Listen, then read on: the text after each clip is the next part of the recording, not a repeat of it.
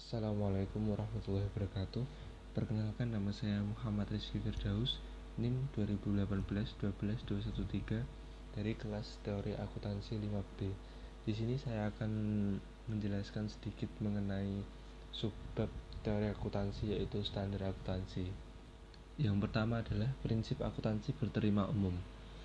Definisi prinsip akuntansi berterima umum adalah prinsip yang digunakan untuk menggambarkan kondisi yang menjadi dasar metode akuntansi sehingga dapat diterima secara umum. Kondisi-kondisi yang harus dipenuhi yaitu seperti yang pertama, dapat diterapkan di berbagai kasus sesuai kondisi yang ada. Yang kedua, metode tersebut mendapat dukungan dari akuntan profesional dalam bentuk pengumuman. Yang ketiga, metode tersebut mendapat dukungan dari pemikir atau akademis akuntansi dalam bentuk tulisan. Selanjutnya yaitu standar akuntansi. Standar akuntansi itu sendiri adalah pedoman umum penulisan atau penyusunan laporan keuangan yang merupakan pernyataan resmi tentang masalah akuntansi tertentu yang dikeluarkan oleh badan yang berwenang dan berlaku dalam masalah atau lingkungan tertentu. Jadi semua akuntan harus berpedoman atau berdasar pada standar akuntansi yang ada sebelum melakukan penyusunan laporan keuangan. Selanjutnya yaitu pendekatan dalam penentuan standar. Pendekatan dalam penentuan standar ada dua, yaitu yang pertama pendekatan pasar bebas, yang kedua adalah pendekatan regulasi. Pendekatan pasar bebas diasumsikan informasi akuntansi merupakan komoditas ekonomi yang serupa dengan barang atau jasa lain. Jadi, jumlah informasi akuntansi yang disajikan akan dipengaruhi oleh kekuatan permintaan dan penawaran. Sedangkan pendekatan regulasi, pendukung pendekatan ini berargumen bahwa kegagalan pasar berkaitan dengan penyajian informasi keuangan bagi pihak berkepentingan dan dapat menurunkan kepercayaan investor. Selanjutnya yaitu teori regulasi. Menurut Stigler dan Posner, ada dua kategori teori regulasi dalam industri, yaitu teori kepentingan publik dan teori kepentingan kelompok. Teori kepentingan publik berpandangan bahwa regulasi diperlukan sebagai tanggapan atas permintaan publik terhadap perbaikan praktik pasar yang tidak efisien dan tidak adil. Sebaliknya, menurut teori kepentingan kelompok, regulasi disediakan atau dibuat sebagai tanggapan atas permintaan kelompok tertentu untuk memaksimalkan kemakmuran atau kepentingan mereka. Selanjutnya adalah kondisi overload standar akuntansi. Kondisi yang mencerminkan adanya overload antara lain menurut Belkowi adalah yang pertama, terlalu banyak standar. Yang kedua, standar yang ada terlalu rinci. Yang ketiga, tidak ada standar yang berjenjang sehingga pilihan sulit dilakukan. Yang keempat, standar akuntansi bertujuan umum gagal membedakan kebutuhan penyusun, pemakai, dan akuntan publik. Yang kelima, standar akuntansi bertema umum gagal membedakan antara entitas publik dan non-publik, laporan keuangan tahunan dan intern, perusahaan besar dan kecil, laporan keuangan auditan dan non-auditan. Yang keenam, pengungkapan yang berlebihan, pengukuran yang rumit, atau keduanya. Komite khusus yang dibentuk oleh The American Institute of Certified Public Accountant atau AICPA melakukan evaluasi terhadap berbagai pendekatan berikut ini terkait dengan solusi terhadap masalah overload standar.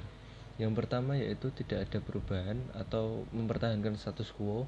Yang kedua, melakukan perubahan terhadap konsep GAAP menjadi dua jenis, yaitu GAAP khusus untuk perusahaan kecil dan khusus untuk perusahaan besar. Yang ketiga, melakukan perubahan GAAP untuk menyederhanakan penerapan bagi semua perusahaan.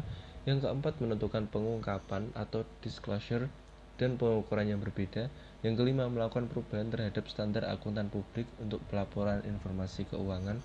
Dan yang terakhir yaitu memberi alternatif bagi GAAP sebagai bisnis pilihan atau opsional dalam penyajian laporan keuangan. Selanjutnya adalah sebab yang terakhir, yaitu Pengembangan standar akuntansi internasional dibagi menjadi 4, yaitu yang pertama due process, yang kedua discussion paper, yang ketiga exposure draft, dan yang terakhir yaitu standar akuntansi baru. Yang pertama, due process. Agenda decision umumnya ada unsur politik, berbagai organisasi memberikan masukan, dan yang dipilih adalah prioritas masalah yang kemudian IASB akan mencari konsultan ke berbagai pihak. Yang kedua yaitu discussion paper. Staf menyiapkan paper yang berkaitan dengan masalah dan kepentingan solusinya. Paper ini disampaikan kepada board untuk mendapatkan umpan balik dan juga keputusan tentatif. Proses ini akan menghasilkan preliminary review discussion paper. Draft paper biasanya memakan waktu 1,5 tahun untuk persiapan. Yang ketiga, exposure draft. Ketika waktu komentar discussion paper sudah habis, maka staf mulai memproses dan menganalisis komentar serta tanggapan dari discussion paper. Tanggapan ini dimuat dalam website IASB agar para konsisten dapat mengaksesnya. Dan yang terakhir yaitu standar akuntansi baru. Staf dan board melakukan proses yang sama untuk memberikan komentar terhadap expose draft, seperti ketika mereka memberi komentar terhadap discussion paper. Setelah lewat perdebatan yang mendalam, maka diterbitkan standar baru juga yang dinyatakan tanggal efektifnya.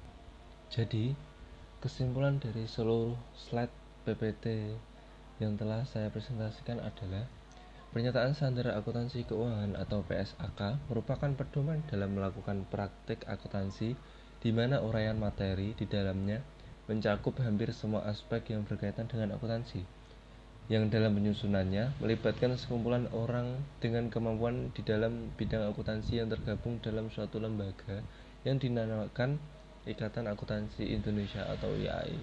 Dengan kata lain, pernyataan standar akuntansi keuangan atau PSAK adalah buku penunjuk bagi pelaku akuntansi yang berisi pedoman tentang segala hal yang ada hubungannya dengan standar akuntansi.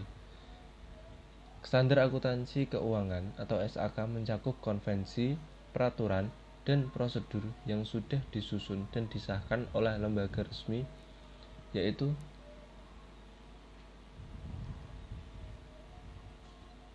standard setting body pada saat tertentu.